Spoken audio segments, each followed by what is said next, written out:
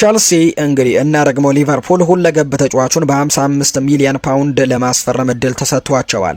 ከዚህ ቀደም ለቸልሲና ለሊቨርፑል የዝውውር ኢላማ እንደሆነ የተዘገበው ተጫዋች አሁን ላይ በገበያው ላይ በ55 ሚሊዮን ፓውንድ ብቻ ሊገኝ ይችላል ተብሎ ይታሰባል። ያ ተጫዋች ሁሊየስ ኩንዴ ነው። በዴይሊ ሜል እንደተዘገበው ባርሴሎና ቡድኑን እንደገና ለማዋቀርና ከተጫዋቾች ሽያጭም ገንዘብ ለማግኘት ሲልም የፈረንሳይ ኢንተርናሽናል ተጫዋቹን በዚህ ክረምት ለመልቀቅም በሚገርም ሁኔታ ፈቃደኛ ሆኗል ተብሏል። የካታላኑ ግዙፍ ክለብ የፋይናንስ ሁኔታ ከጥቂት ዓመታት በፊት እንደነበረው አስከፊ ባይሆንም የፋይናንሻል ፌር ፕሌይ ደንቦችን በተመለከተ ጥንቃቄ ለማድረግ አሁንም ፍላጎቶች እንዳሉ ነው የተነገረው። ምንጮች እንደገና እንደሚገልጹት ሁሊየስ ኩንዴ በባርሴሎና እንደ ተጠባባቂ የሚታይ ሲሆን ክለቡም እንደ ቼልሲና ሊቨርፑል ያሉ ቀደም ሲል ይፈለጉ የነበሩ ክለቦችን እንደ ገዢ ሊሆኑ እንደሚችሉ እየጠየቀ ይገኛል። በዚህ ክረምት ሁሊየስ ኩንዴ የሚገኝ ከሆነ ቼልሲ ሊያነጋግሩት እንደሚችሉ ቀደም ሲል ተነግሮ ነበር።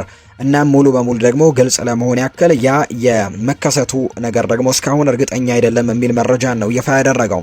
ሆኖም ግን ይህንን አጋጣሚ ከበርካታ ምንጮች እንደተረጋገጠው ከሆነ ቼልሲ ፍላጎቱ የጠፋ አይመስልም።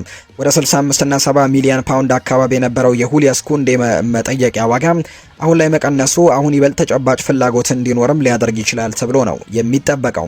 ቼልሲ በርካታም የተከላካይ አማራጮችን እየመረመረ ነው።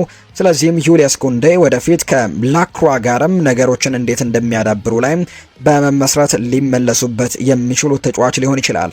እሱም እንደ ታማኝ ምንጮቹ ከሆነ የበለጠ ቅድሚያ የሚሰጠው ኢላማ ሆኗል። ሁሊየስ ኩንዴ በቀኝ ተከላካይነት ወይም በመሃል ተከላካይነት በከፍተኛ ደረጃ መጫወት ይችላል። ስለዚህም ቸልሲ ምን ያክል እንደሚያስፈልገው እስካሁን በትክክል እንደለዩት እርግጠኛ አይደለም። ላክሯ ካስፈረሙ ምናልባትም በመሃል ተከላካይነት አይፈልጉት ይሆናል። እንደ ቀኝ ተከላካይ ማምጣታቸው ደግሞ በማንቸስተር ሲቲ በኤንዞ ማሬስካ እየተፈለገ ባለው ማሎ ጉስቶ ላይ በሚሆነው ነገር ላይ ሊወሰን ይችላል ተብሎ ነው የሚታሰበው። የሊቨርፑል ፍላጎት በጭራሽ እንደዚህ አይነት ተጨባጭ አልነበረም። ነገር ግን ሊቨርፑል ቡድን አሁንም ነገሮችን በቅርበት እየተከታተሉ እንደሆነ ተረድቻለሁ። ኢብራሂማ ኮናቴን ካጡ በኋላ በተከላካይ መስመር ላይ ተጨማሪ ተጫዋቾችን ማምጣት እንደሚያስፈልጋቸው እርግጠኛ ነው። በተመሳሳይ ቨርጂል ቫን ዳይክ ከቅርጽ ውጭ እየሆነ ይገኛል። በቀኝ ተከላካይነት ረገድም አሳማኝ ካልሆነው ጀረሚ ፍሪምፖንግ የተሻለ አማራጭ ስለማሰብም ማጤን ጥሩ ሊሆን ይችላል ተብሏል። የግልጽ የሆነው ነገር ባርሴሎና ሁሊየስ ኩንዴን እንዲሄድ ፍቃደኛ መሆኑ ነው።